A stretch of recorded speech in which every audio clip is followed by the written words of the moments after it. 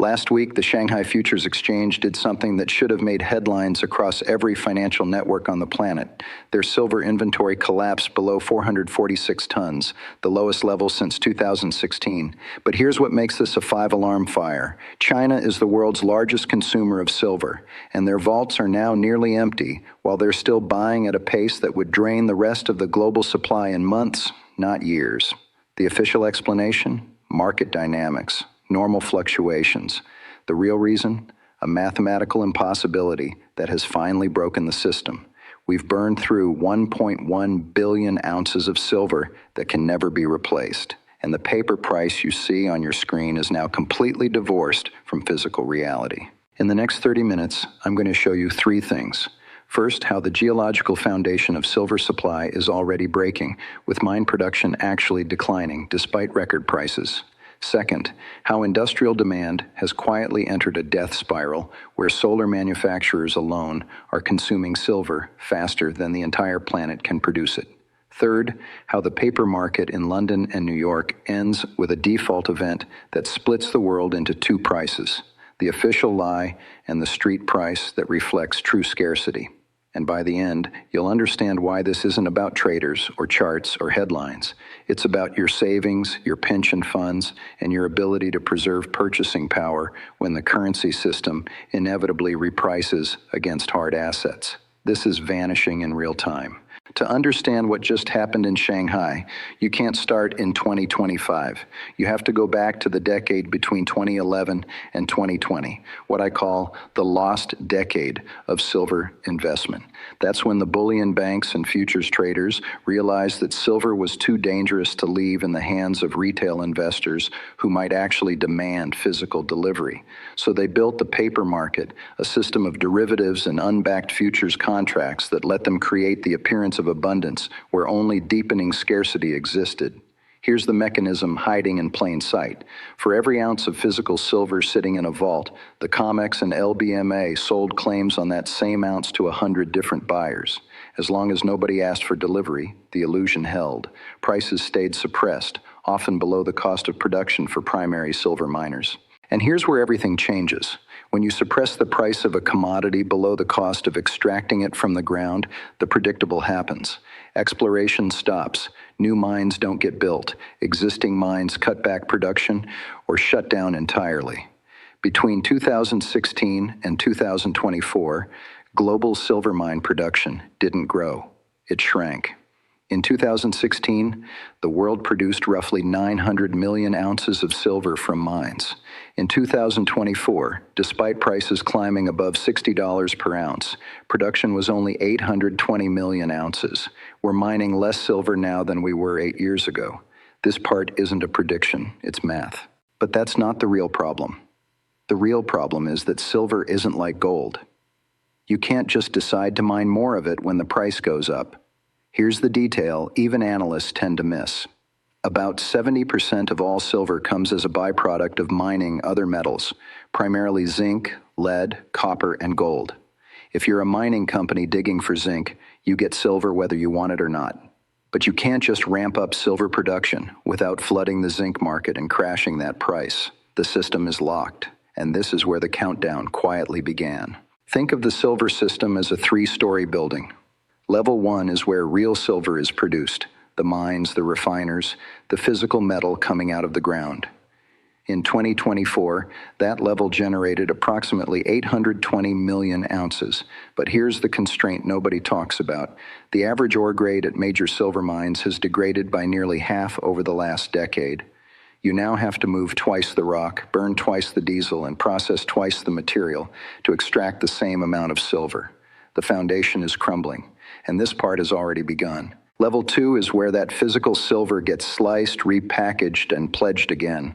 This is the industrial layer. Solar panel manufacturers, electronics companies, electric vehicle producers, and medical device makers. In 2024, this layer consumed approximately 680 million ounces of silver.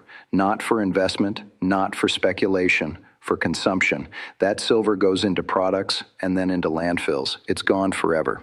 But here's the part nobody expects. Solar photovoltaic demand alone jumped from 193 million ounces in 2023 to 232 million ounces in 2024, a 20% increase in a single year. This is not a conspiracy, it is a stated policy. Every government on Earth has committed to net zero emissions, and solar panels require silver paste for electrical conduction. There is no substitute that works at scale. Level 3 is where the illusion lives, the paper market, where bullion banks and COMEX traders sell promises on top of promises, futures contracts, ETF shares, unallocated pool accounts, derivatives that claim to represent silver but are backed by nothing except the assumption that nobody will ask for physical delivery. As long as all three levels moved together, the system appeared stable. But when level 2, the industrial consumers, started demanding real metal instead of paper claims, the whole structure began to shake. And once this shifts, everything above it starts to crack. Let me show you the math that nobody on TV is walking you through. In 2021, the global silver market ran a deficit of approximately 51 million ounces. Demand exceeded supply, but the gap was small enough to fill from above-ground stockpiles.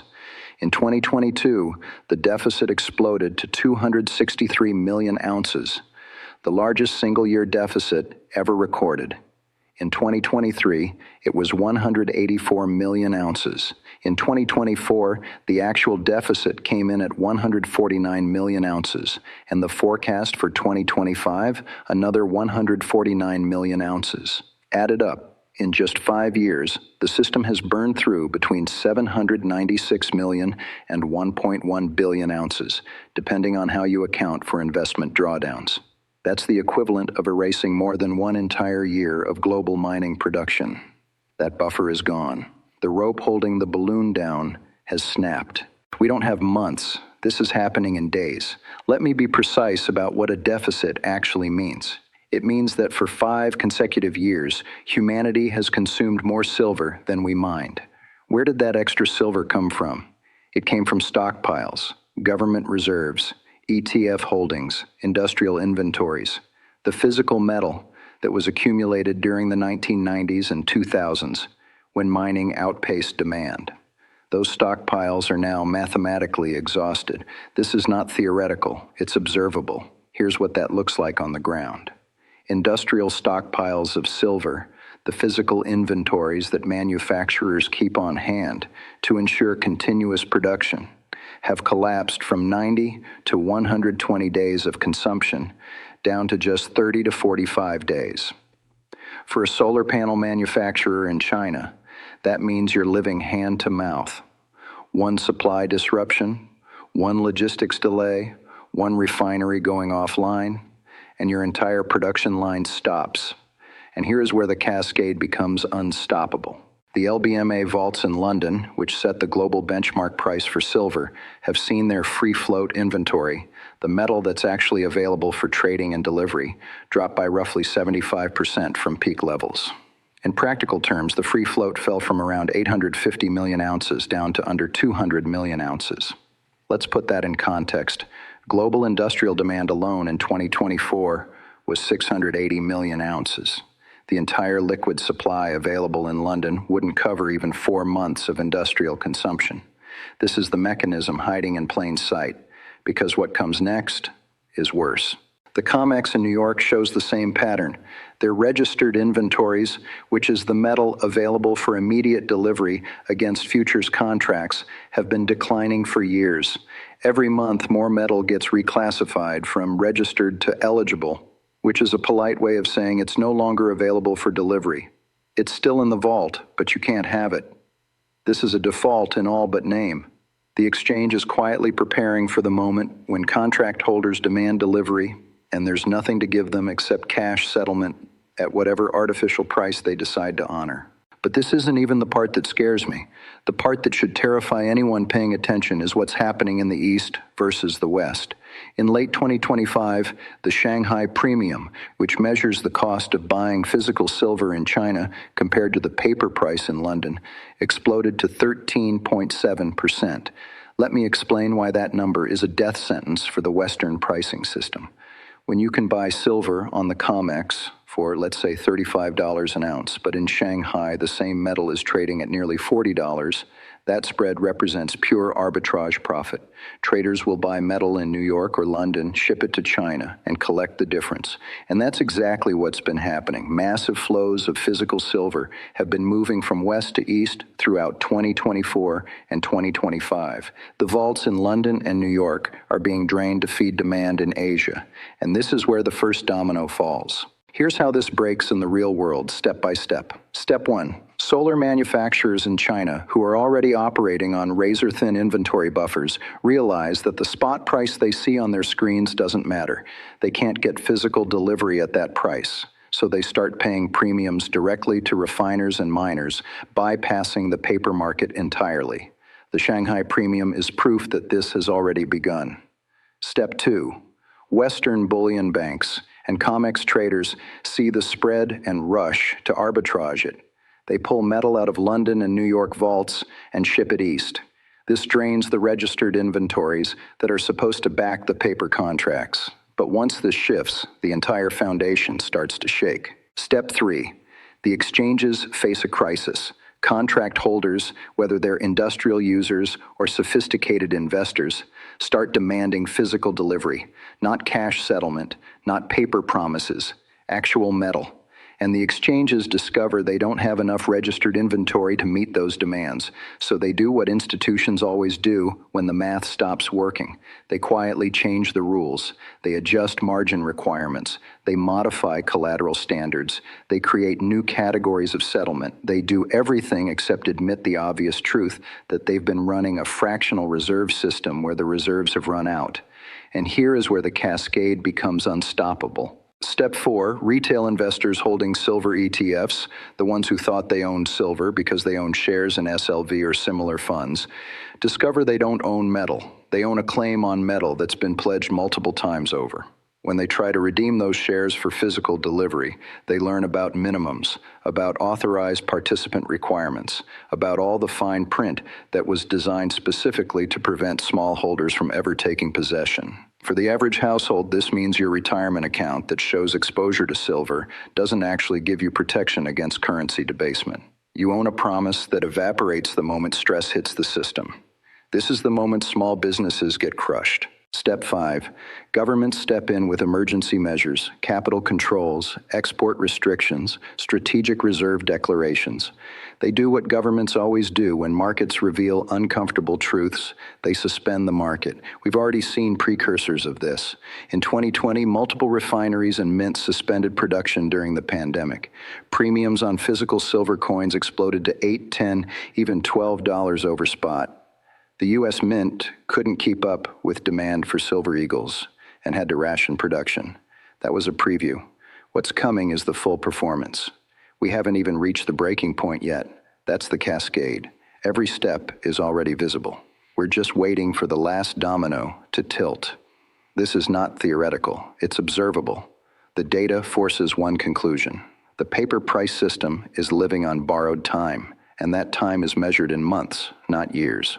So what does this actually mean if you're an average person in the United States or Europe or anywhere in the developed world?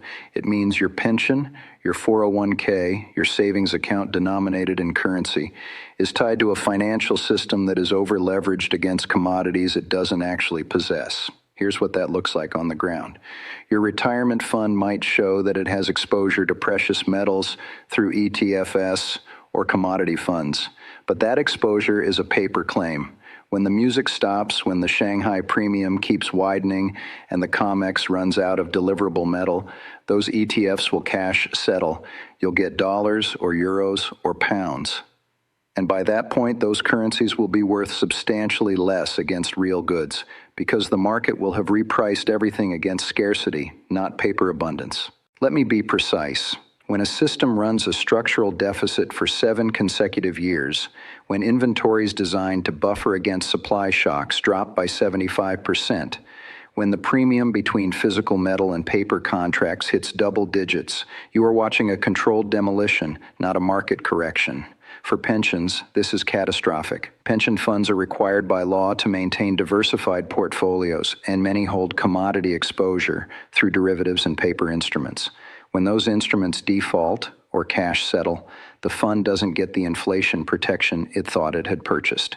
The retirees counting on those payments discover that their purchasing power has evaporated, and this part has already begun. It means that when the default event finally surfaces in the headlines, the exit doors will already be locked. You can't buy what doesn't exist. Right now, in December 2025, you can still walk into a coin shop and buy physical silver, though you'll pay significant premiums over the spot price.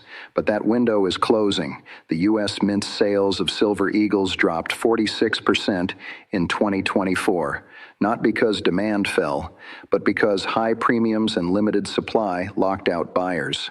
The Mint couldn't produce enough coins to meet demand even at record prices. Now imagine what happens when the Shanghai Premium hits 20% or 30% and arbitrage players drain every remaining vault in the West. The metal simply won't be available at any price. This is where common sense actually becomes your enemy. Most people look at silver trading at $60 per ounce and think it's expensive because they remember when it was $25 5 years ago. But here's the part they never put in the official reports. The currency you're measuring that price in has been silently debased underneath it. The Federal Reserve's balance sheet has doubled. Government debt has exploded. The money supply has been inflated to finance deficit spending. So when silver goes from $25 to $60, it hasn't necessarily become more valuable. The dollar has become less valuable, and silver is simply reflecting that reality. But that's not the real problem. The real problem is that silver, unlike gold, is consumed. Gold gets mined, refined, made into bars and jewelry, and it sits there. It doesn't disappear. When you're done with a gold ring, you can melt it down and make a new one. Silver is different. Silver gets embedded in electronics, solar panels, medical devices, and batteries. When your phone breaks, that tiny amount of silver in the circuitry goes to a landfill. When a solar panel reaches end of life after 25 years, the silver in it is economically unrecoverable. It's gone forever. We don't have months, this is happening in days. The cumulative effect of 7 years of consumption-driven deficits is that we've permanently drawn down the above-ground stockpiles that took decades to accumulate, because what comes next is worse. Here's what the cascade means for ordinary economic activity. The electronics sector, which consumed roughly 250 million ounces of silver in 2024, will face supply constraints. Manufacturers will have to bid against each other for limited metal. That cost gets passed through to consumers. Your next laptop, your next phone, your next car with its dozens of silver-containing components will cost more. Not because of labor or shipping or tariffs, but because one of the fundamental industrial inputs has become structurally scarce. And here's where everything changes. The solar industry, which is being mandated by government policy across the developed world, has built its entire expansion plan on the assumption that silver will remain available at affordable prices. But the new generation of solar cells, the TOPCON technology that's replacing older designs, actually uses more silver per panel, not less. The industry spent years trying to thrift silver, to use less of it per cell, and they hit a physical limit. You can't conduct electricity without a conductor, and silver is the best conductor that exists. So now, just as governments mandate massive solar build-outs to hit net zero targets, the key input is entering permanent deficit. This was inevitable the moment net zero policies were announced. The math never worked. The policymakers just ignored it. For the average household, higher silver prices mean higher costs for everything that contains silver. But that's not the part that should concern you most. What should concern you is what happens to purchasing power when commodities reprice against fiat currencies. When silver breaks out of the paper price suppression system and trades at its true scarcity value, it won't be alone. Gold will move, copper will move, oil will move. Every physical commodity that's been held down by derivatives and futures manipulation will reprice. And when that happens, currency holders, people whose wealth is in bank accounts and money market funds and bonds, will discover that their nominal wealth buys far less than it did before. This is the crack that becomes an earthquake. The reason most people won't act until it's too late has nothing to do with intelligence. It's psychology. First, normalcy bias. If silver has been trading in a range between $20 and $35 for most of the last decade, the brain assumes it will stay that way. Even when it breaks $60, the bias says it will come back down. It always has before. Why should this time be different? But this is the detail even analysts tend to miss. The structural foundation has changed. The 1.1 billion ounce drawdown isn't reversible. You can't unconsume silver that's been embedded in landfills. You can't rebuild mine production that takes 10 to 15 years to bring online. The base case assumption of mean reversion doesn't apply when the underlying system has fundamentally shifted. Second, the money illusion. You see silver at $60 and think it's expensive because you're anchoring to the $25 price from years ago. But you forgot that the currency has been debased underneath it. When the government prints trillions of dollars, when deficit spending becomes permanent policy, when the money supply expands faster than the economy grows, the unit of account loses value. Silver isn't necessarily rising. The dollar is falling. But because your salary, your rent, your grocery bill are all denominated in dollars, you don't perceive the debasement until it shows up in commodity prices. By then, the damage is done, and this is where the first domino falls. Third, authority worship. When CNBC calls this a temporary dislocation, when Bloomberg describes it as a technical squeeze, when government officials assure everyone that commodity markets are functioning normally, people believe them. Not because the evidence supports those claims, but because believing authority figures is psychologically easier than accepting that the system might be broken. Here's the part the experts gloss over. Every institution has an incentive to maintain confidence. Central banks don't want bank runs. Exchanges don't want delivery defaults. Media outlets don't want to cause panic. So they coordinate around calming narratives, even when those narratives are demonstrably false. This is not a conspiracy. It is standard operating procedure for institutional crisis management. Let me show you what actually happened. In late 2025, when the Shanghai Premium hit 13.7%, that should have been front-page news. It should have triggered congressional hearings. It should have prompted emergency meetings at the CFTC, because a 13.7% premium means the pricing mechanism is broken. It means the paper market in the West is setting a price that has no relationship to physical reality in the East. And when two prices exist for the same commodity, you don't have a market, you have a breakdown. But instead of acknowledging this, the narrative became strong industrial demand in Asia is creating temporary regional tightness. That framing makes it sound manageable, temporary, localized. It's none of those things. It's a structural decoupling that signals the end of the London-New York pricing monopoly. But the average investor watching TV or reading headlines doesn't see that. They see experts in suits saying everything is fine. And they believe it because the alternative is too disturbing to contemplate. Fourth, and this is where most people fail, they confuse the spot price with the cost of acquisition. Right now, you can look at a screen and see silver quoted at, let's say, $32 per ounce. But if you try to actually buy a physical silver coin, you'll pay $32 plus a premium of anywhere from $4 to $8, depending on the product and the dealer. That premium is the real price. That's what the market is actually clearing at. But people anchor to the spot price because that's what's published. That's what's reported. That's what financial media references. The spot price is a fiction maintained by paper trading. The premium is reality maintained by physical scarcity, and the gap between them is widening in real time. We haven't even reached the breaking point yet. I can't tell you what to do, but I can tell you the only question that matters now. Do you own silver, or do you own a claim on silver?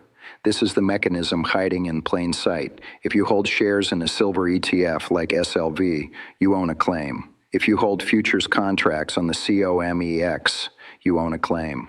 If you have an unallocated account at a bullion bank, you own a claim. And here's what history teaches us about claims. When the system comes under stress, claims get settled in cash, not in metal. The fine print in every one of those instruments gives the institution the right to pay you out in currency at whatever price they determine is fair. You don't get to choose.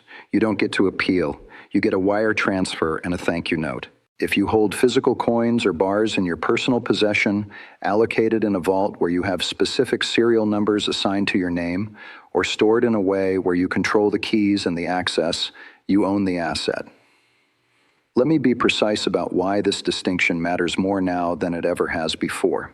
In every crisis in financial history, the people who walked out intact weren't the ones with the best charts or the most sophisticated trading strategies. They were the ones who quietly moved from promises to reality before everyone else. They were the ones who understood that when liquidity disappears, paper claims become worthless, but physical assets retain value because they can't be printed, diluted, or defaulted away. Here's the checklist you need to walk through. First, inventory everything you think you own that's connected to silver. ETF shares, mining stocks, commodity funds, structured products, anything that claims to give you exposure to silver prices. Second, read the fine print. Look for the words cash settlement, redemption restrictions, authorized participants only, or at the manager's discretion. Those phrases are legal protection for the institution. Third, understand the difference between allocated and unallocated storage. Allocated means specific bars with specific serial numbers are assigned to you. Unallocated means you own a share of a pool, and the institution has the right to lend out, pledge, or rehypothecate that metal. You own a percentage of a promise, not a piece of metal. This part isn't a prediction, it's math. Fourth, if you decide to move from claims to physical, understand that premiums exist for a reason. The premium overspot is not a ripoff or a dealer markup, although some of that exists too. The premium is the market telling you what physical metal actually costs when someone has to manufacture a coin, ship it, insure it, and take the risk of holding inventory. The spot price is what paper trades at. The premium is what reality costs. And right now, in December 2025, premiums are elevated because supply chains are tight, mints are rationed, and anyone who understands the deficit math is buying physical while it's still available. That window is closing. This is vanishing in real time. Let's cut through the noise. The Shanghai Premium at 13.7% is not a quirk of regional demand. It's a distress signal. It's the market screaming that the paper price in London and New York has lost its authority. When Chinese manufacturers are willing to pay 13.7% more than the LBMA fix, they're telling you they don't trust the Western pricing system to deliver metal. They're voting with their money, and they're voting for physical settlement over paper promises. And once this shifts, everything built on top of the paper system starts to crumble. Here's what happens next, and this is where you need to pay very close attention. As the Shanghai Premium continues to widen, arbitrage will drain the remaining inventories in the West. Every ounce that can be profitably shipped east will be shipped east. The LBMA vaults will continue to bleed metal. The COMEX registered inventories will continue to decline. And at some point, probably within the next 12 to 18 months, an exchange or a major bullion bank will face a delivery demand they cannot meet. When that happens, they will declare force majeure. They will cite extraordinary circumstances. They will offer cash settlement at the paper price. And the market will fracture into two tiers, the official price that's published but meaningless, and the street price where physical metal actually trades. We've seen this movie before in other commodities during crises. It always ends the same way. But this isn't even the part that scares me. What should terrify you is the second-order effects. When silver defaults or cash settles at the COMEX, the credibility of every other commodity futures market comes into question. If the paper market for silver is revealed to be fractional reserve fraud, what about gold? What about copper, platinum, palladium? What about oil futures, agricultural commodities? Every market that operates on the same basic structure of paper claims exceeding physical inventory. The loss of confidence doesn't stay contained. It spreads. And when it spreads, every institution that relies on derivatives for hedging, for price discovery, for risk management, suddenly finds itself operating without a functional market. That's not a recession. That's a systemic event. And here is where the cascade becomes unstoppable. For the average person, the question becomes, how do I protect purchasing power in a system that's breaking? And the answer is the same answer it's always been throughout human history. You move wealth out of claims and into assets. You move out of paper and into things that have intrinsic value, scarcity, and utility. Silver qualifies on all three counts. It's scarce, the deficit proves that. It has intrinsic value, industrial civilization cannot function without it.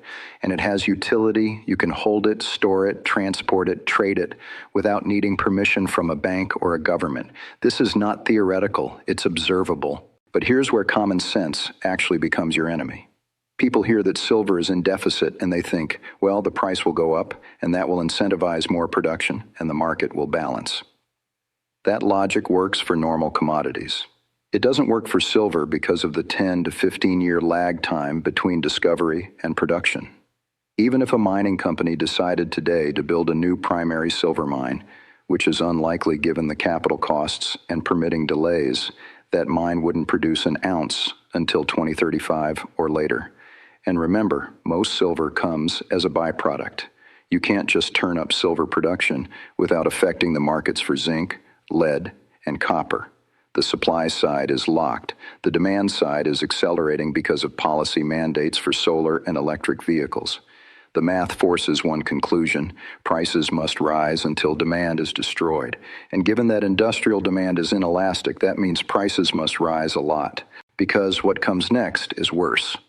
Let me show you what demand destruction actually looks like. At $25 per ounce, silver is affordable for nearly every industrial application. At $60, manufacturers start looking for substitutes, but for most applications, there are no substitutes that work as well. At $100, some marginal uses get priced out. The jewelry market contracts. Some electronics manufacturers redesign products to use less silver. But solar panels still need it. EVs still need it. Medical applications still need it. At $200 per ounce, which is not a prediction but a scenario that becomes plausible if the deficit persists, entire industries face existential challenges. The solar build-out stalls because the panels become uneconomic. The EV transition slows because battery management systems can't function without silver contacts. This is the moment small businesses get crushed. And here's the part nobody expects. When that happens, governments will intervene. They'll declare silver a strategic resource. They'll restrict exports. They'll requisition private stockpiles. They'll do what governments always do when markets produce outcomes that conflict with policy objectives. They'll suspend the market. We've already seen previews of this behavior. During the pandemic, multiple countries restricted exports of medical supplies, food, and critical materials. When push comes to shove, national interest trumps free market principles, every time. And if you're holding a paper claim when export restrictions or requisitions are announced, that claim becomes worthless. If you're holding physical metal outside the banking system, you still have an asset, even if it's harder to trade. This was inevitable the moment net zero policies were announced. The simple logic does not apply here. People think, well, if it gets that bad, I'll just buy some silver then. But that's normalcy bias talking. By the time it's obvious to everyone that the system is broken, the metal will be gone. Right now, you can still acquire physical silver. It costs more than the spot price because of premiums, but it's available. In 6 months, in 12 months, when the Shanghai Premium hits 20 or 30% and the COMEX starts cash settling contracts, availability will evaporate. Dealers will have nothing to sell at any price. Mints will be back-ordered for months. And the people who waited because they wanted more confirmation, more proof, more certainty, will discover that certainty arrives too late to act on. This is the detail even analysts tend to miss. I'm not telling you to panic. I'm not telling you to liquidate your life savings and back up a truck. What I'm telling you is to look at the math, understand the mechanism, and make a rational decision about how much of your wealth you want held in promises versus how much you want held in assets. The deficit is real. The drawdown of above-ground stockpiles is real. The Shanghai Premium decoupling is real. These are not theories or predictions. They are observable facts happening right now in December 2025. The only question is whether you act on those facts before everyone else does, or whether you wait until it's too late and spend the rest of your life wishing you had moved when the window was still open. In every crisis in history, there's a moment where the smart money moves and the crowd doesn't notice. That moment is quiet. There are no sirens, no headlines, no CNBC anchors screaming, "Buy now." The data is available, but most people don't look at it. The mechanism is visible, but most people don't understand it. The opportunity exists, but most people don't take it because taking it requires accepting that the authorities might be wrong, that the system might be broken, that the price you see on the screen might be a lie. And psychologically, that's a very difficult thing to accept. Here's the part they never put in the official reports. Accepting uncomfortable truths is not a skill that most people have, but it's the only skill that matters when systems break. Let me be precise about what I'm not saying. I'm not saying silver is going to $10,000 an ounce. I'm not saying the government is going to collapse. I'm not saying you should sell your house and buy silver bars. What I am saying is that a structural deficit of 1.1 billion ounces, combined with declining mine production, surging industrial demand, and a paper market that's losing credibility, creates conditions where the price discovery mechanism breaks. And when price discovery breaks, the people holding the physical asset are protected. The people holding claims on the asset are not. It's that simple. This part is non-negotiable.